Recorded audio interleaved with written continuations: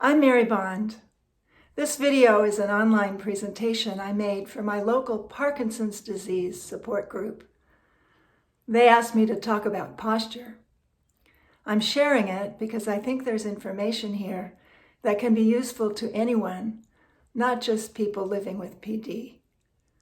Thank you for watching.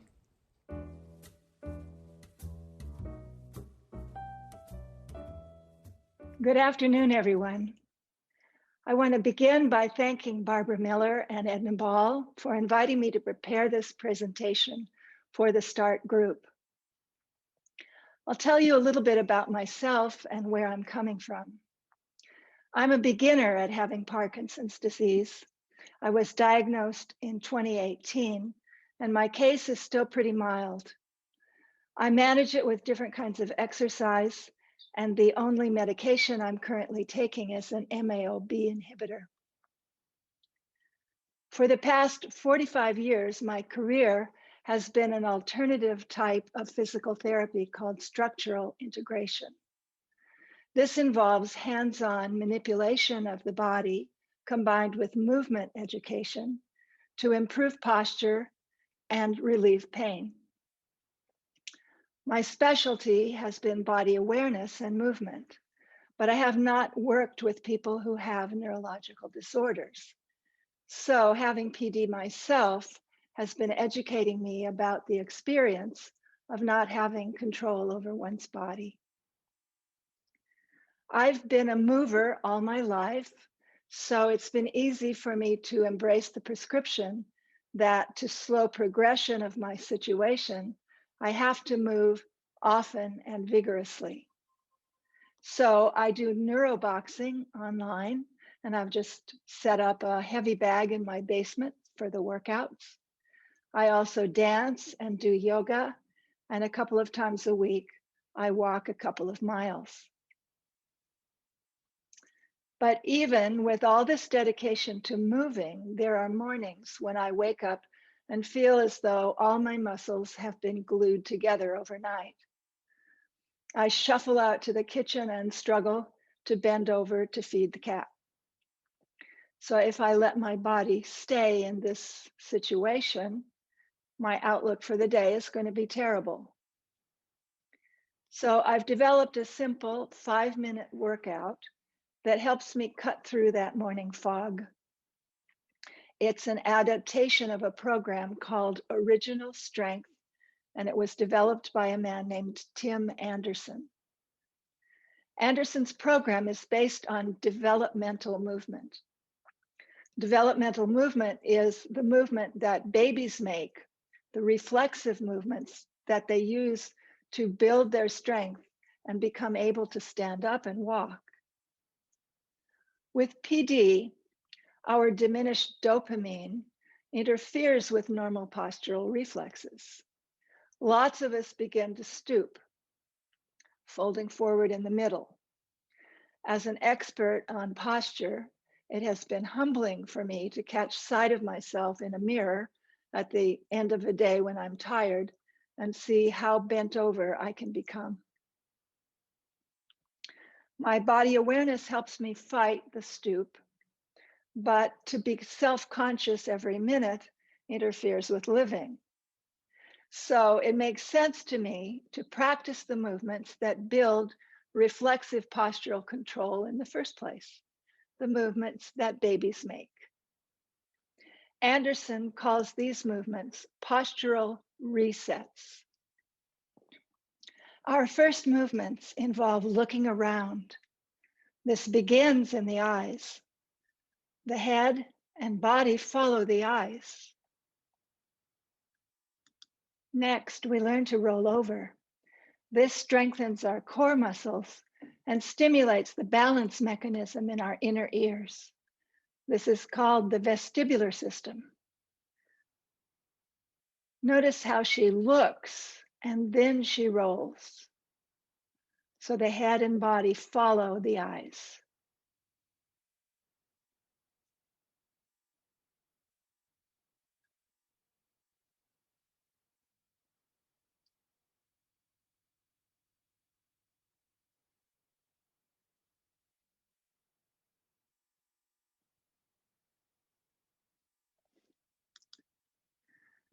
To prepare for walking, we first rock on our hands and knees, connecting our shoulders and arms with our hips and legs and strengthening our spines.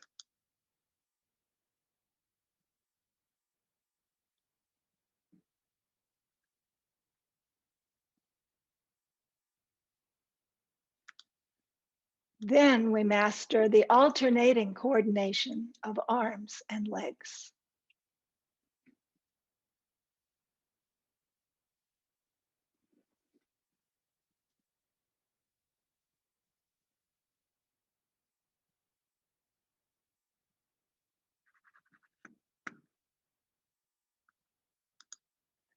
And we put it all together to explore the world.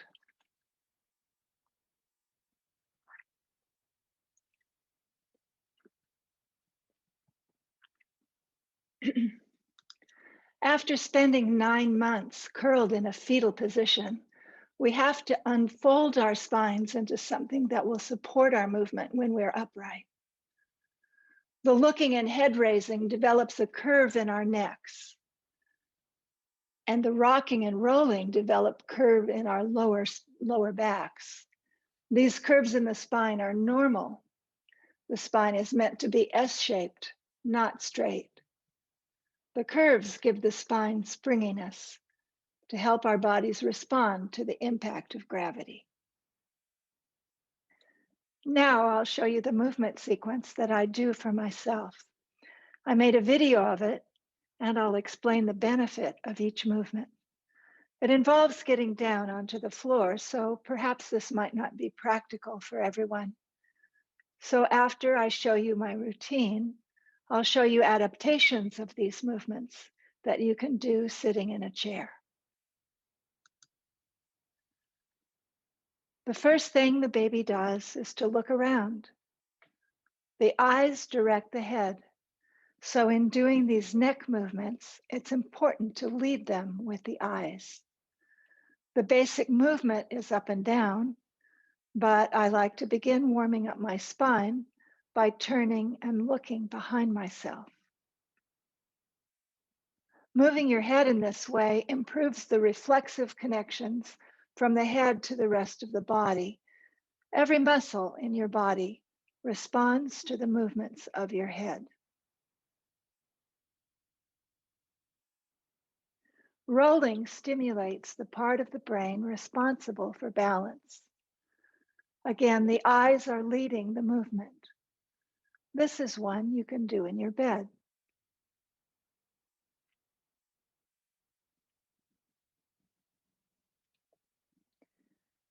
Upright balance is controlled in 3 ways: by the vestibular system of the inner ear, the eyes, and sensors in the soles of the feet and ankles.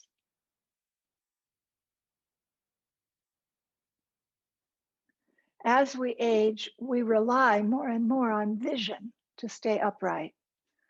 Depending on the eyes blocks the vestibular function, and that makes us less stable.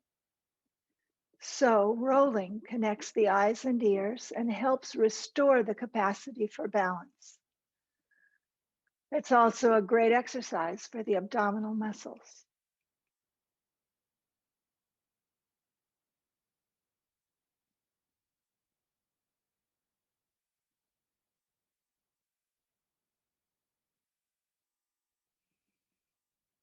The rotary movement is possible still when you're sitting. This one really warms up the hip joints as well as the spine. The eyes are leading the movement. My favorite is this one. Takes me a little while to get warmed up,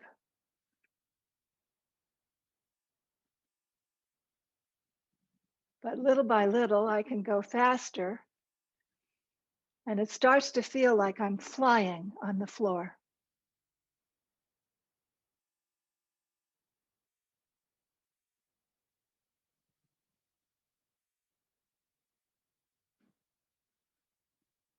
Rocking on hands and knees begins the preparation for crawling.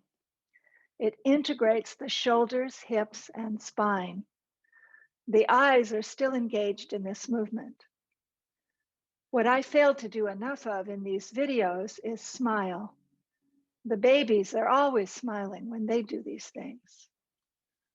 Rocking on a chair or table really helps get me moving on mornings when I'm sluggish. 10 or 12 of these gets the kinks out.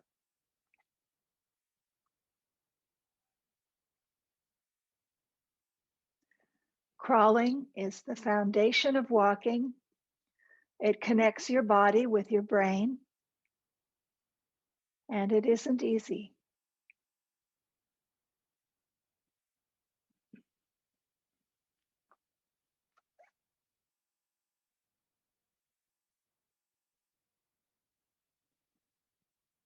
Original Strength Training borrowed this exercise from Brain Gym, a program developed to help children who have learning difficulties. The movements cross the body's midline, which integrates the two brain hemispheres. Other activities that cross the midline are boxing, Tai Chi, and dancing. There's a detail about my movement routine that I haven't yet mentioned. It's the importance of breathing with your diaphragm. When the diaphragm contracts, it flattens and drops downward. The membrane that surrounds the lungs is attached to the top surface of the diaphragm. So when the diaphragm descends, it pulls on the lungs and creates more space within the lung cells for air to enter.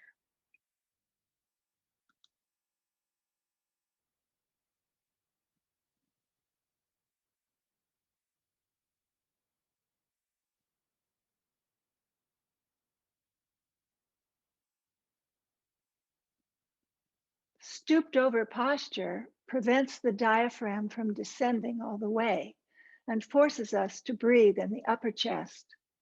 Upper chest breathing is connected with the body's fight or flight reflexes. So, by breathing in the upper lungs, we actually make ourselves more anxious. Diaphragm or belly breathing helps us stay calmer. We can activate the diaphragm by breathing through our noses.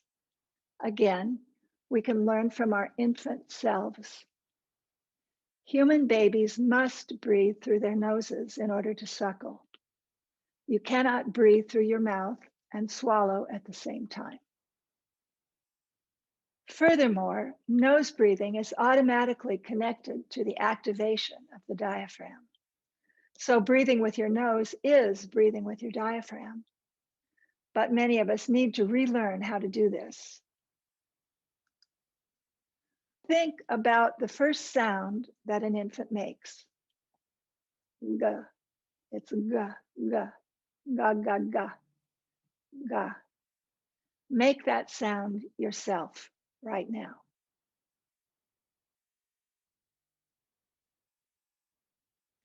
This sound closes the back of the throat and prevents food from entering the windpipe. Make the sound again and notice how the root of your tongue closes the back of your throat. Ga, ga, ga. Now just imagine making the sound.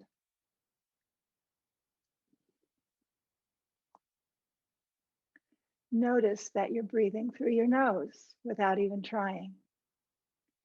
By imagining that sound like a mantra throughout the day, you can teach yourself to breathe through your nose and activate your diaphragm. It doesn't work as well to just close your lips and breathe through your nose that way. Just try it and see how it feels different. This still activates the diaphragm, but it's not as easy to do. You feel a kind of pulling tension in your nostrils. It's not as natural. So the tongue position is very important. And an added benefit is that having that little lift, that little bit of tone in the back of the throat, helps bring the head and neck more upright. So As we do our rocking and rolling, we need to keep practicing Gaga breathing. Another important detail is when the babies are rocking and rolling, they're smiling. This is important because some people with PD suffer from facial freezing. Smiling releases neurotransmitters in the brain that improve both mood and movement. And a fake smile works just as well as the real thing. Because Gaga breathing lets you breathe through your nose with your mouth a little bit open, that means that you can smile and breathe through your nose at the same time. So let's practice that now with some head nods. Get your breath going. Just that, imagine the sound and smile, even if it's fake. And now imagine something really beautiful, something you love above your head, and look up at that. And then imagine there's an adorable puppy down by your feet. Look down. It's so cute. You smile at it and you look up and down. Breathe in as you look up. Breathe out as you look down. And relax. Before we go on to practice all those other movements, I want to talk about posture in general. Most people think that posture has to do with straightening the spine, and it does, but it also opens up the front of the body. If you think about all those babies, they were all real open in the front body. So we need to practice elongating the front of ourselves. And when we do that, the back muscles are automatically engaged. So instead of thinking of your shoulders or your spine, we're going to think about the front of the body. So let's try that together. If you can, sit a little forward on your chair, not leaning back on the backrest. Also, here's another little tip. I'll show you from the side. If you can roll your pelvis forward so that you feel your weight on your thighs, this helps lift the spine, lift the whole body. So compare that if you let yourself roll back and rest on your buttocks back here, then your spine automatically flexes a little bit and your posture is worse. So this is a tip about sitting and posture in general, is that if your pelvis can be rolled forward a little bit, that will help you support your upper body. Now, to lengthen the front line, let's try this. You're going to put one hand on your pubic bone down here and one hand at the notch at the top of your sternum here. And then see if you can imagine, or actually do, pushing down with your bottom hand and up with your top hand. And relax. So what you're doing is lengthening in two directions the front line of your body. Let's try it again once more. Reach down with your pubic bone and up with your sternal notch. There you go. And relax. And let's do it without the hands there. Just lengthen the front body. There you go. Put your hands on your knees, and you could press down a little bit with your hands, and that can help support you in keeping the front body open. Now let's recall that Gaga breathing with a little smile.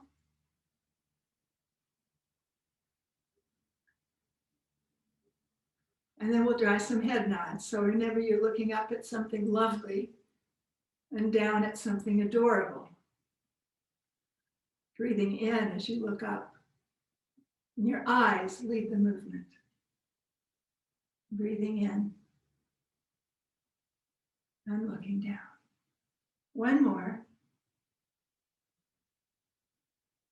Keeping that front body long as you look down. Now let's turn to the right, lead with your eyes, and look to the left.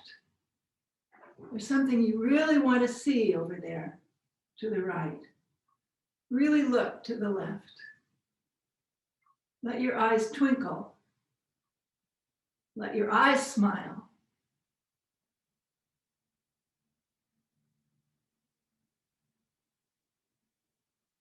And pause. Now I want to show you just a little something that will hopefully help you remember to both sit upright and to use your eyes. So what we'll do is to contrast it, let yourself roll back so you're not sitting with a long front body. And this time you're going to do those same head nods and looks or side to side movement, but without using your eyes, without smiling too. Just look up and down.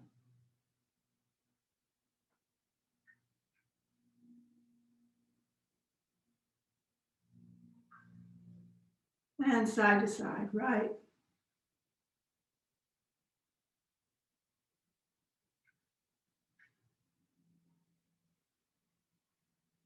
So I hope that you felt the difference. You didn't have as much range of motion and the movement wasn't as smooth. So once more, elongate the front body.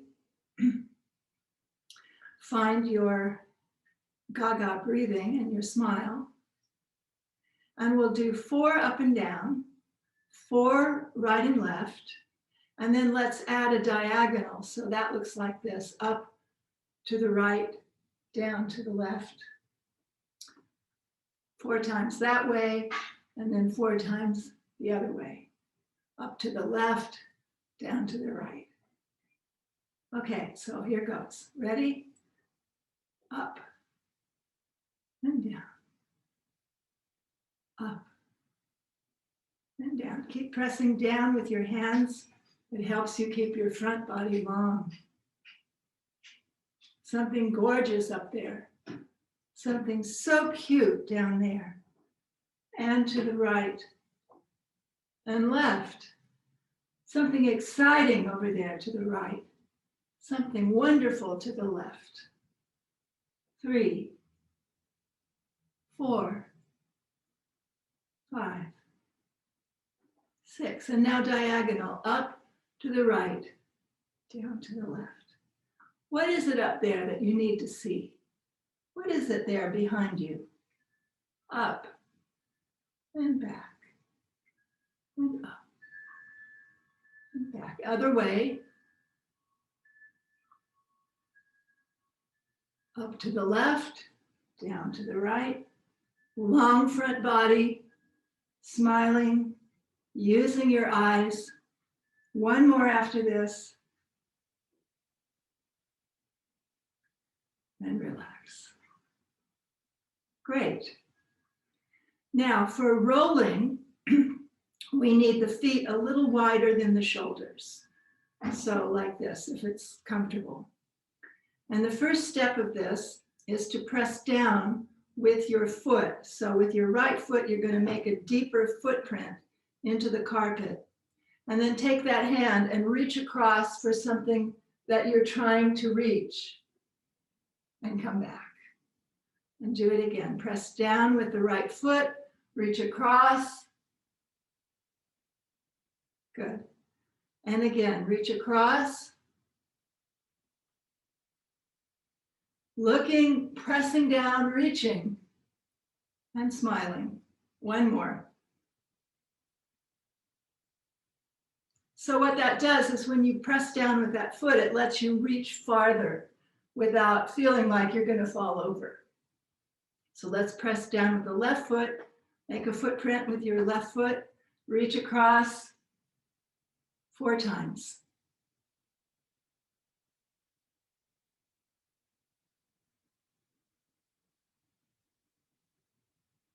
Pressing down, reaching. Good, let's alternate. So you're alternating the foot presses also.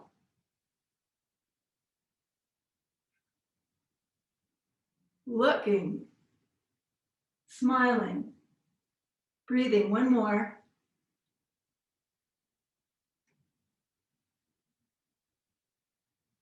And then let's just swing a little bit. Again, using the eyes to swing.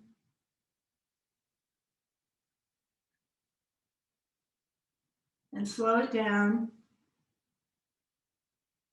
and stop.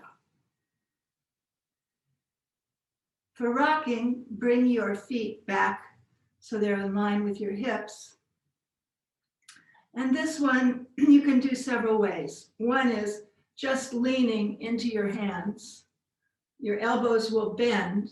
If I show this from the side, you'll see that you're going to bend from your hip joints. Like that. It's important. So you're not bending with your spine. That would not be rocking. So this is rocking. Pressing. Okay, now if you're sitting at a table, a nice way to do this is to put your forearms on the table. This is the table. And lean into your forearms. So when you do it that way, you're going to get a better workout for your shoulders. And then there's another alternative. If you want to, you could stand up, lean over, bend your knees a little bit, and you can rock forward and back with your hands on the chair.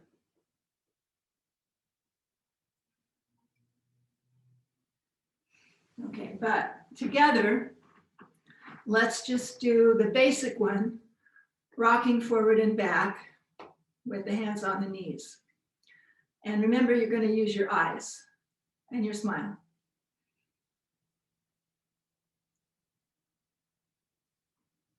That little baby wants to go somewhere.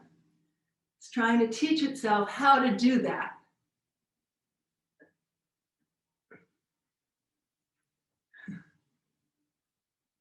Let's vary the direction a little. Go to the right.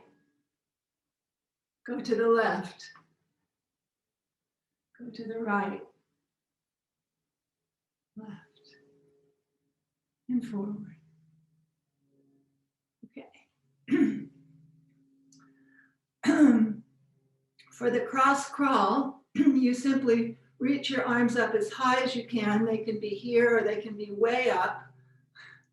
And then you tap the opposite knee. Like that. Now, if you want to, you could raise the foot that you're tapping, but be careful that when you raise the foot, you don't collapse the front line. So you want to keep that front line as open as you can. Do it with me. Or just keep your feet on the ground. You could just lift your heel. That would still be a little bit extra movement. Or just keep your feet flat. Be aware that you're crossing the midline. That's the important part of this. Okay. Great. I think we should review all of them together without stopping. So here goes. Let's start with breathing. Find that little lift in the back of your throat.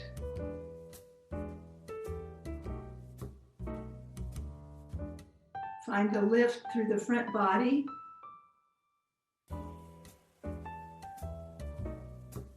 And when you smile, that lifts your cheekbones. 4 nods up and down, 4 right and left, 4 diagonal.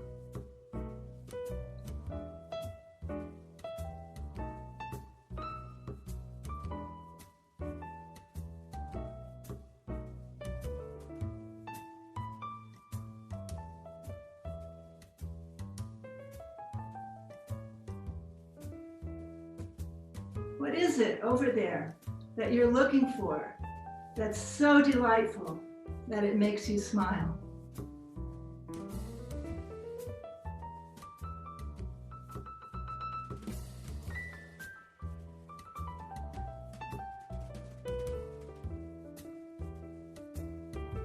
And up to the left, down to the right.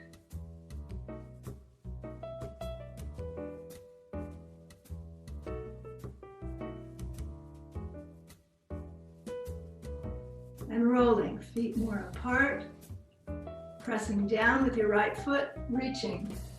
4 of these.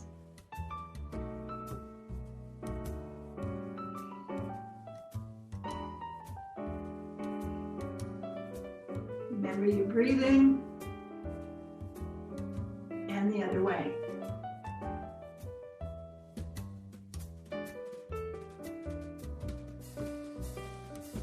Remember to press down with that foot to help keep your balance. Alternating, press with your right foot, and left foot, right foot. Looking is more important than your feet.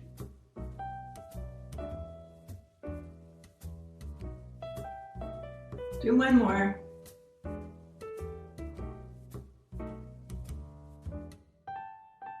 Okay, cross crawl, reaching up. 10 of these. That's 2. 3, reach up more. 4, 5. See if you can lift your knee.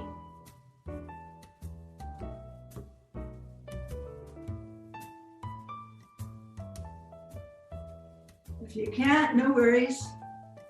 Just tap.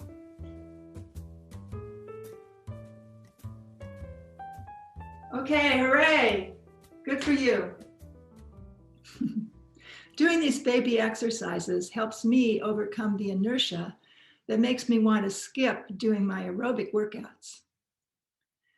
The diminished dopamine of PD affects not just our movement, but also the part of our brains that can make the decision to move.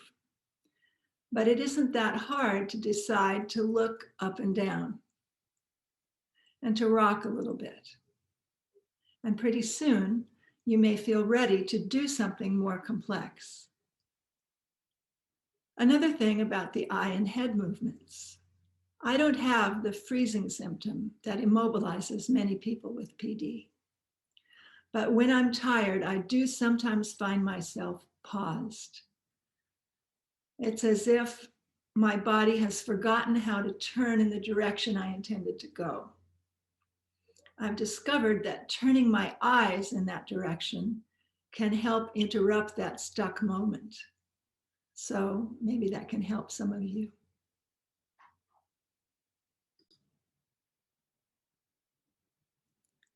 Earlier, I mentioned that upright balance depends on the eyes, the vestibular system, and sensors in the feet and ankles. Because we wear shoes, we have poor awareness in our feet.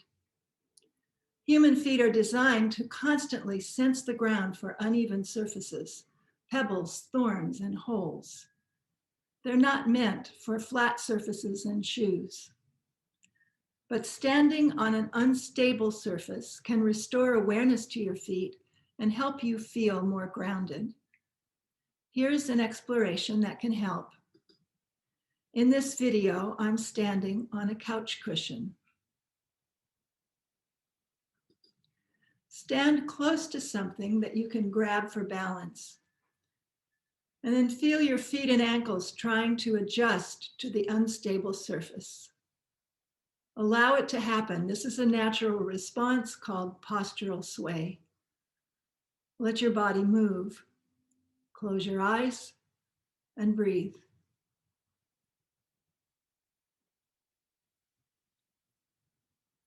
When you step down, take time to notice that your relationship to the ground feels different. This video demonstration is too short. You'd need to spend at least a minute on the cushion to really get the effect. And once you're down, walk around a little and see if you feel different on your feet.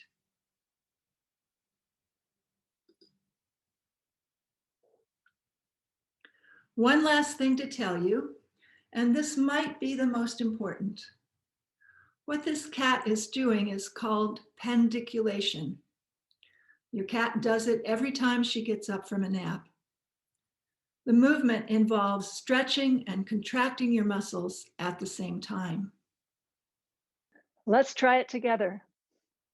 Reach up, make fist, scrunch your eyes together.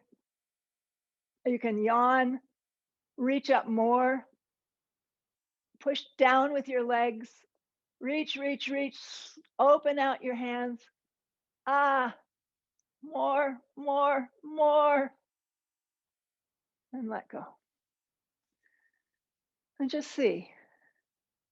Maybe you feel a little looser. Pandiculation is a reflex, but just like a smile, a fake one is just as good as the real thing.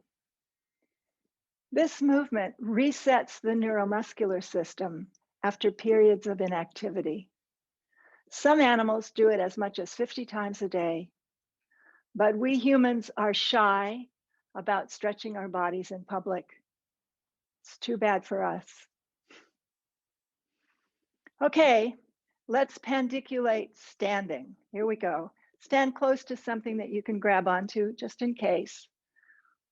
Plant your feet, really feel your feet on the ground and press them down if you could reach down into the basement with your feet. Make your legs really strong, arms really strong, hands wide, open out, yawn, stretch, scrunch your eyes, make a fist, tighten your belly muscles, reach, reach, reach. Ah, it's okay to make a noise. It's a good idea. Let go. So I leave you with this experiment. For one day, every time you get up from a chair, take a moment to pandiculate. See what happens. Thank you so much for your attention. I hope one or two of these ideas will be useful for you. Bye for now.